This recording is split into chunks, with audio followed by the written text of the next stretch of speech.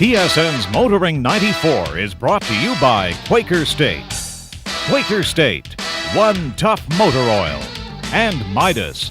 For brake, exhaust, suspension, and steering service, trust your car to Midas.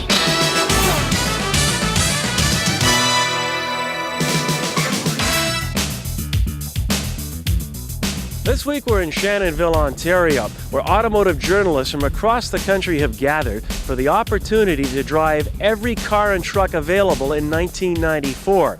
Now stick around, because later on we'll talk to some of these journalists who will ask them if they had to choose any car or truck to have in their driveway this year, which one would it be? That's later on. But first, even if you have just a casual interest in motor racing, most people are well aware of the phenomenal success of Paul Tracy and Scott Goodyear on the IndyCar Series. Well, this week we're going to meet another young Canadian driver who also hopes that someday he too will be a household name in Canadian motor racing.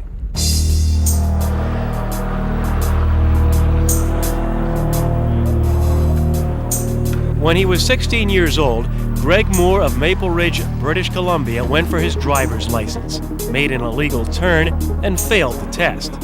Since he had been racing go-karts since the age of 10, this proved to be an embarrassing situation for the young man.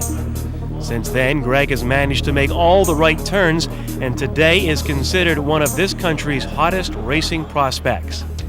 He was Rookie of the Year in Formula 1600, moved up to the Formula 2000 West Series and won the championship. Now, in only his third season of pro racing, Greg Moore has made the jump to the Indy Lights series with a team led by his father. It's probably the biggest and the toughest jump he'll ever make in cars, because these cars today are running within 3 to 6 seconds of what the Indy cars run on every circuit we go, and on the ovals within 2 to 3 seconds. So this is the biggest step he'll probably ever make. I think an IndyCar will probably be actually an easier step will be his next step. Indy Lights, I think, is a phenomenal arena. I think if you look in the paddock area here, there's 10 young lions that all want to be in IndyCars, and it's a real tough series this year. Pretty surprised. His father's an old friend of mine and came to me 3 years ago and told me his son was moving up to from go-karts to cars and how good he was, and I thought he was probably just another doting father, and when I went and watched him drive, I thought there was some pretty serious potential there. I could tell right away he was pretty quick. I didn't ever have any doubts that Greg had a lot of potential, but I'm surprised at how quickly we've got to where we are.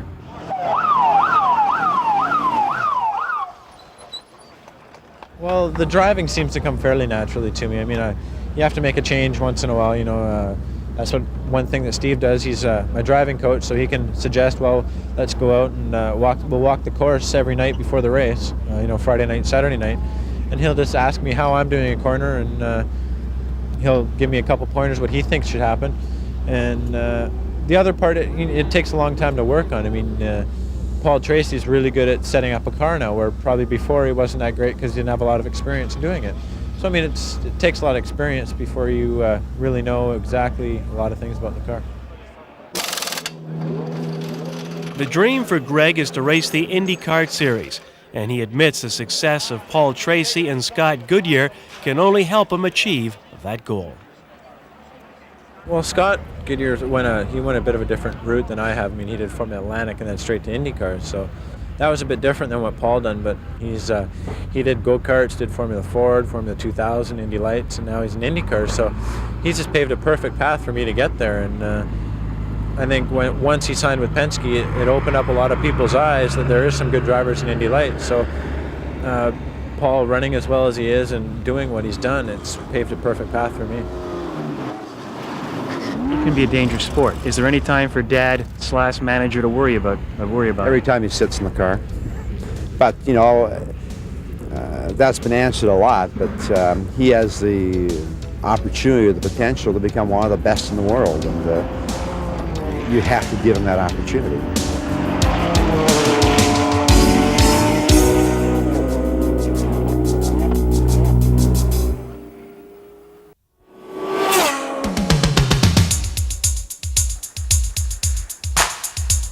Test Drive with Graham Fletcher.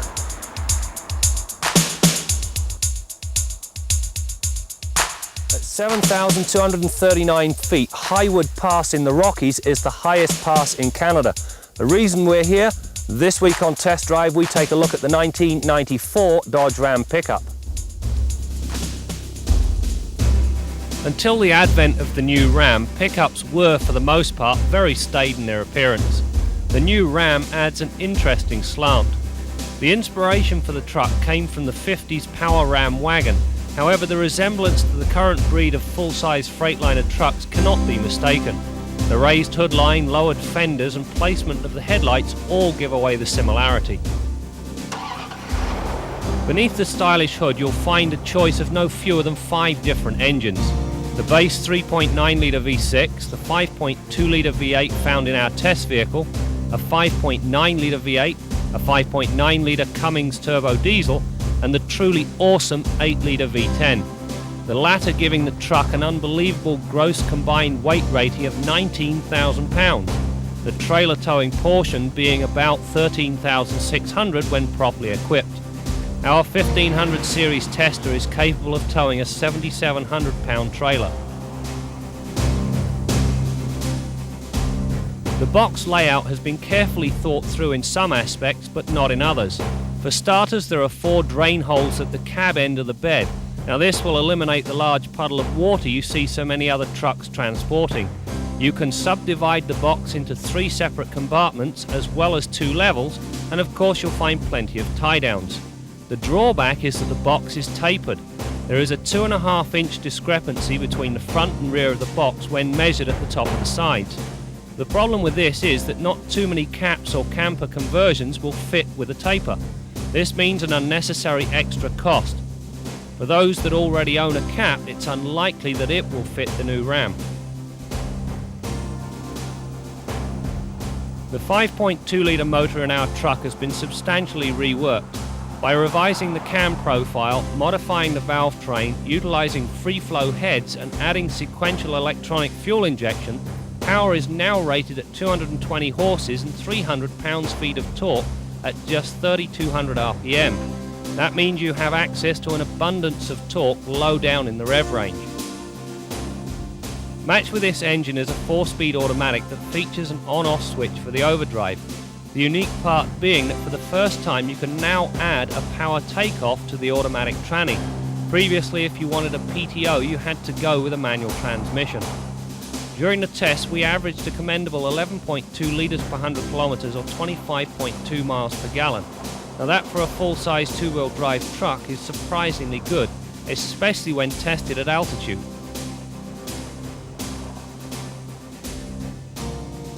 Standard equipment on all of these new Dodge Ram pickups is a driver's side airbag.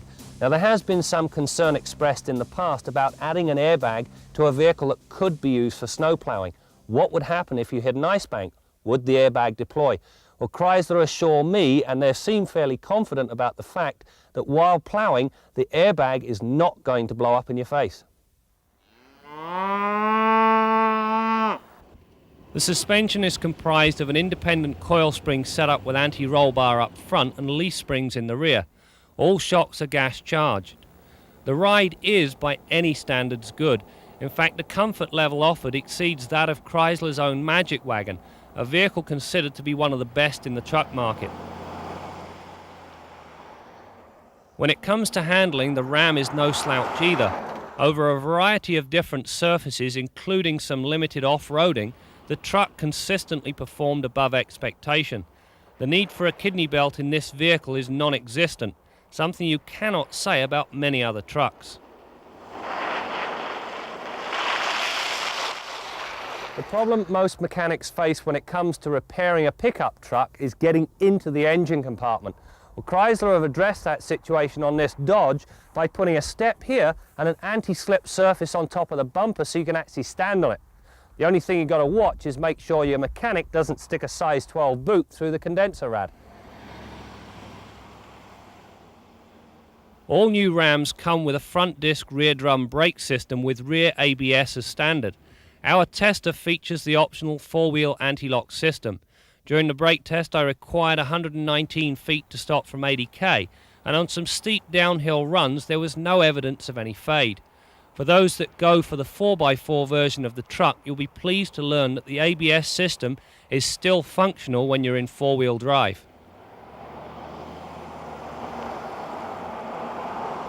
One of the things that really impressed me about this new truck was the interior. First of all, it's very large and every ounce of space has been put to good use. There's loads of storage behind the front seats.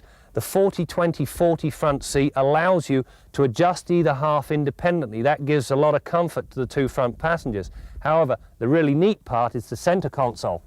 It folds down. You now have a business office. There's room there for a fax machine, a telephone, even a computer. Inside, the Laramie SLT comes loaded with standard stuff, including power locks and mirrors, cruise control, air conditioning, which uses R134A rather than Freon, a power 6-way driver's seat, and a great sounding radio complete with cassette. For some strange reason, power mirrors are an option. The dash features big, easy to read analog instruments, a rotary style heater controls, dual coffee cup holders, and a handy power outlet. Now if you look up, you'll find a center console that houses the compass and outside temperature. With the improvements Chrysler have made on the 1994 Ram, I think it's safe to say that their share of the pickup truck market is going to increase substantially. Having finished with a Ram, it's now time to put Rawhide here through her paces.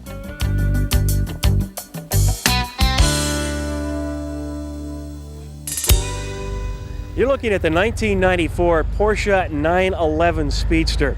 This particular model goes for about $96,000. Under the hood, 3.6 liters and close to 300 horsepower. Now on a future Motoring 94 program, we'll give you a much longer look at this vehicle. But you know, if you're going to spend close to $100,000 on a vehicle, chances are you might not want to drive it in the Canadian winters, especially with the top down.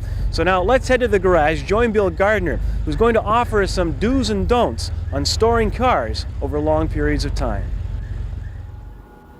Well, Brad, we're lucky to have a lot of extra space in the building that I rent for my shop, and we usually rent out a large area of that building each winter for people to store cars like this in. And we find that having them in a heated area like this, they come out in the springtime just as good as new. And that's something that I would suggest that you do if you've got a vehicle you want to store for the winter. Think about spending that little bit extra that it's going to cost to keep it in a heated area, because it's going to save you a lot of time prepping the car. There's very little required to winter store it in a heated area. And it's also going to prevent a lot of corrosion and moisture damage to critical parts of the car. It's just simply warm and dry in here all the time. Now we're going to go over to the shop and I want to show you a couple of products that I suggest you use when winterizing any kind of an internal combustion engine, and that goes for storing them inside in an unheated area or even in a building like this. And I think you're going to find these products pretty interesting. Here's a couple of products I want you to think about anytime you're storing a vehicle. The first one is fuel stabilizer. Now most fuel manufacturers will tell you not to keep more than a 1 month supply of fuel on hand. In other words, if you're storing a vehicle over the winter time, be it a car, motorcycle, boat, whatever, the fuel that's in the fuel system of that vehicle is not going to be good when you go to reactivate that vehicle in the springtime. So what you want to do is add some stabilizer to the fuel, and that will enable you to reuse that fuel safely again next season. It'll prevent that fuel from going bad in the tanks. Now it's important to mix this at the right ratio. All the products tell you the ratio to mix it with on the container depending on the product you buy. But in any case, it's a real good idea to use this product, and make sure that you have it in the tank and run the engine for several minutes so that it gets all the way through the fuel system and into the carburetors. The other product I really suggest you use when storing an engine is called Engine Store. It's a fogging fluid, and it oils up the entire top end of the engine, the piston rings, cylinder walls, valves, etc. And it's going to make the engine a lot easier to restart again in the spring, because it's going to make compression instantly, and that oily film that it produces in there is going to protect all those parts that don't receive a lot of protection from the crankcase oil. That's the whole top end of the engine. And this is a very good product to use in small engines like lawnmowers, chainsaws, and even things like snow blowers that you're going to store over the summer. It's going to add a lot of life to those engines. Now, as I spray it into this carburetor, you're going to see it foam up. It looks something like shaving cream, and it'll reduce the idle, and eventually It's going to stall the engine. Now, if you've ever paid close attention to the sound of an engine when it's cranking after it's been stored for some time, you've probably noticed that the starter motor and the whole engine sound a little bit funny as you're cranking over. Sometimes there's a kind of a funny sound to it as you're cranking it over. Basically, what you're hearing is the fact that the engine isn't making good compression or even compression on all cylinders at first. And the reason for that is that during that period of inactivity, that little film of oil on the cylinder walls has disappeared, and it's that little film of oil that helps the piston rings seal in the compression in that engine. And in the interim, as you're trying to restart that engine, you may be dragging dry piston rings up and down the walls of the cylinder and doing some damage. A product like this will make the engine restart incredibly easy, and it's always going to retain a film of oil in the cylinder walls. Till next week, I'm Bill Gardner for Motoring 94.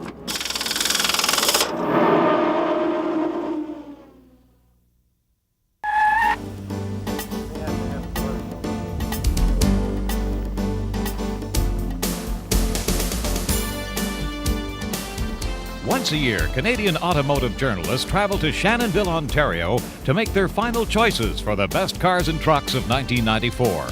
Although most journalists do drive the different models for longer periods of time during the year, this is the weekend they cast their final votes.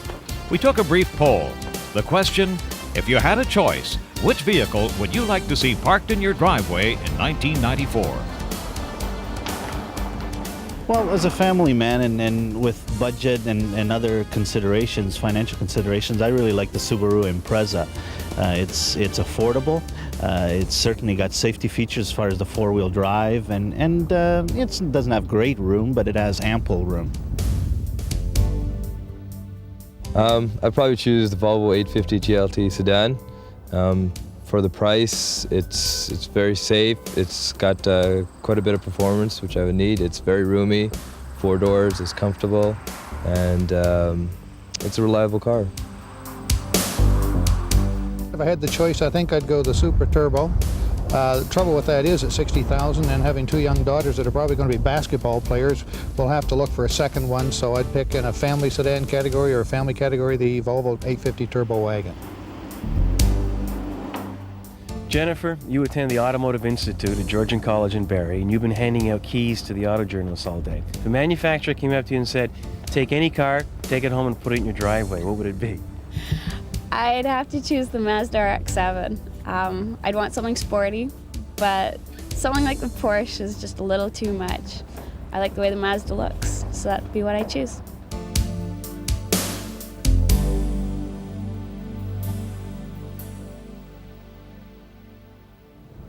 It's time to update our 3 long-term testers, the Nissan Axxess, the Volkswagen Jetta, and the Hyundai Elantra.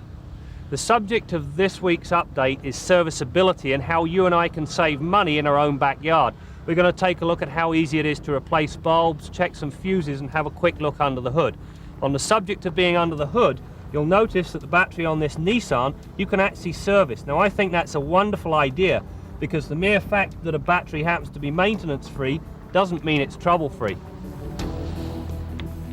The rest of the underhood layout is very good. The coolant reservoir and washer fluid are easily checked. The plugs sit right up front, while the master cylinder sits prominently up on the firewall just above the air cleaner.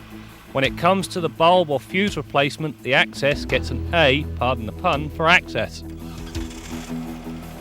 The underhood layout of the Elantra is again good. The brake fluid, battery, coolant and oil dipstick all fall readily to hand. Changing the plugs, however, require the removal of a cover plate, and that's not too much to worry about.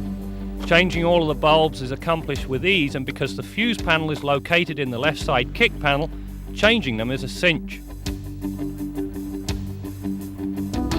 Unlike the Elantra, getting at the Jetta's fuses has been made unnecessarily awkward. Climbing in and just peering up at them is bad enough. Changing any of the bulbs is a slice. No tools required here. Simply pop the holder and you now have access to both the stop and tail and turn signal bulbs. One of the nice things about this Jetta is that everything is out in the open. You can see the plugs here. The dipstick is right up front when nobody's going to forget about it. And for those frosty mornings, they've added a thermal blanket to keep the battery warm. Our Midas tip of the week concerns checking the freeze protection of your car's cooling system. At this time of the year, that's a very important thing to do. And I'm going to suggest to you that you buy a small tester like this one. They're very inexpensive. You'll have it for years and you'll be able to check a number of vehicles using this tester. They're pretty straightforward. You just dip them in the coolant, bring some coolant up into the tester by releasing the squeeze ball, pinch off the hose, and now you can look through the tester and get a reading of the freeze protection. In this case, it's minus 43, and that's more than adequate for the typical operation of this vehicle. Now, a couple of things that you should keep in mind are, number one, make sure that you make this test on a cool or cold engine, because you have to remove the rad cap, and that should be done, of course, before there's any heat or pressure in that cooling system. So do it before you start the car. And when you're done, take a piece of crayon and write down the freeze protection level on the top rad hose or somewhere near that cooling system fill point, and write down the date that you've tested it. Then you're done for at least 6 months, or until you have a problem with that car, for example, a blown hose or a leak that may require topping up. That's a time when you'd have to recheck that freeze protection level. That's your Midas tip of the week.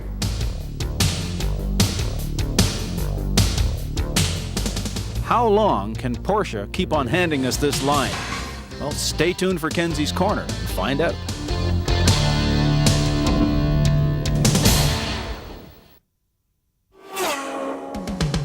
Kenzies Corner with Jim Kenzie.